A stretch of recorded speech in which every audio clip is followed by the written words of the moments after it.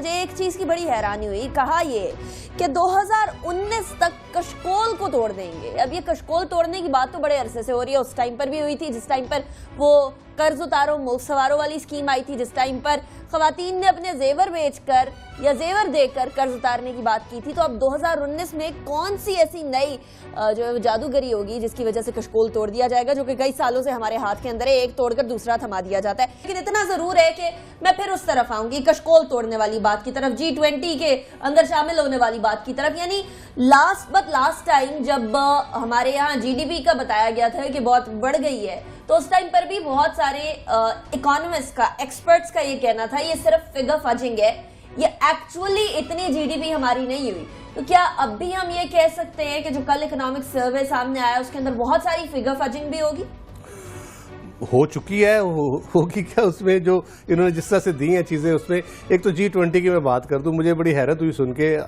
मेरी दिली ख्वाहिश है कि हम G20 का G8 का हिस्सा बने, लेकिन G20 में 20 मुल्क हैं, G20 इसलिए उसको कहा जाता है। तो कौन सा मुल्क निकलेगा जिसकी जगह पे हम जाएंगे? या तो ड्रॉप हो या फिर G21 बनाना पड़ेगा हमें पाकिस्तान को उसमें शामिल करने के लिए। तो खैर ये एक बहुत कह ले कि सब्ज बाग दिखाने की कोशिश की जा रही है कौम को, और यही होता है बुनियादी तौर पे। इस पर जो शरह नमू बता रहे हैं, देखिए एग्रीकल्चर सेक्टर, इंडस्ट्रियल सेक्टर और सर्विसेज सेक्टर आपके मेन बड़े सेक्टर, सर्विसेज जिसमें सबसे बड़ा है।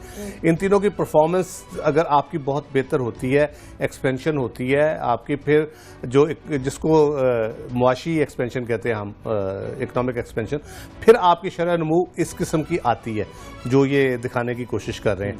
उसके अंदर जो कहा गया स्पेशली 2019 तक कशकोल तोड़ देंगे, ये कुछ दावे सच्चे नजर आ रहे हैं? कोई दावे पूरे हुए हुकूमत के या नहीं?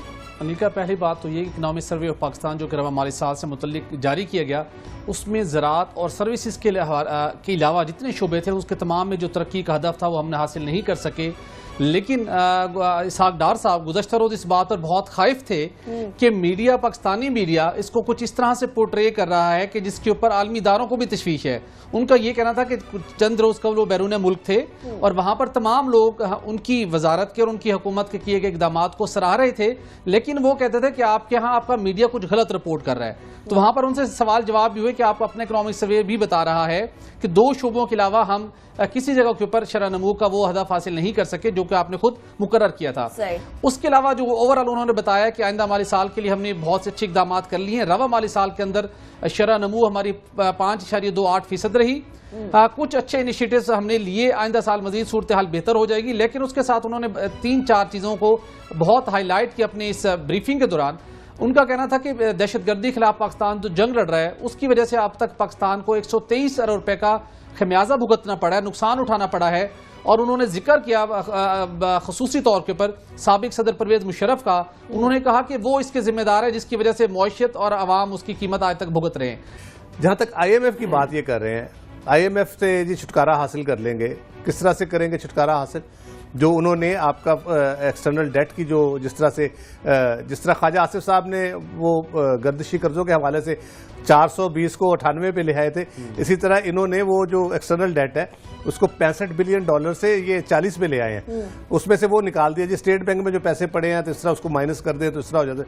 $65 बिलियन है, ये एलिफेंट इन द रूम जिस तरह होता है ना, ये है। आप क्यों उससे किस तरह आप उससे मुकर सकते हैं? फिर पर कैपिटा इनकम की बात करते हैं, 1690 जो बता रहे हैं वो तकरीबन 18 करोड़ पॉपुलेशन के ऊपर, जो 18 करोड़ की पॉपुलेशन को बता रहे हैं। अभी जो एस्टिमेटेड है वो 22 के अराउंड है, या शायद 22 से भी कुछ ऊपर चली जाए। वहाँ पे जब आप जाते हैं तो ये 1490 पे आ जाती है, फिर उस $200 नीचे आ जाती है। तो 1490 का घट जाएगी।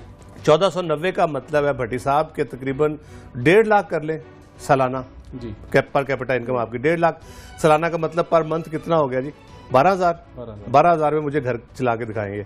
हालांकि मिनिमम वेज जो है 14,000 रुपए ये अभी फिलहाल और बजट में बढ़ तो इसमें और इसमें भी वो इक्वल डिस्ट्रीब्यूशन ऑफ मनी का जो हम बात करते हैं, जो होती है एक जस्ट जो इंसाफ पे मबनी मुआशरे होते हैं, ये इक्वल डिस्ट्रीब्यूशन नहीं है। एक क्लास है जो लाखों मिलियंस में सैलरीज दे रही है, एक क्लास है जो हजारों में 8,000, 10,000, 12,000 की ले रही है।